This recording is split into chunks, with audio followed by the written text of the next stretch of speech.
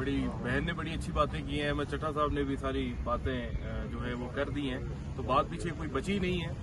ये मौका है कि कौम सुनना चाहती है कि ये जो हमारे हमसाया मुल्क जो है ये हट दर्मी का और बदमाशी का मुजाहरा जो कर रहे हैं, इन्होंने जो सिंध तास मुआहदे को जो सस्पेंड करने की बात की है, हमारे जो वहाँ पे डिप्लोमेट्स हैं उन्हें वापस जो है वो भेजने की जो है वो बात कर रहे हैं। हमारे वहाँ पे जो पाकिस्तानी लोग मौजूद हैं उन्हें 2 दिन का उन्होंने अल्टीमेटम दिया हमारे मुल्क से, आप लोग निकल जाएं और अपने जो डिप्लोमेट्स को अपने मुल्क में वापस बुला रहे हैं। ये बड़ी एक नाजुक सी सूरत हाल है, पानी का मसला है। अब आगे हमारे मुल्क के अंदर बड़ी इसके ऊपर जो है वो बहस चल रही है, तो इस मौका के ऊपर लोग अपने लीडर को, अपनी जो है कौम के जो एक ही लीडर है उसको सुनना चाहते हैं। लोग चाहते हैं कि कोई कौम जो है वो उसका लीडर कोई इस तरह का जो भी कोई उसका मौकफ है वो आए सामने और कौम यकजा हो। कौम ये जो हमारा हमसाया मुल्क जो है वो दुश्मनी पे और हट दर्मी पे और हरामजदगी पे जो है उतरा हुआ है।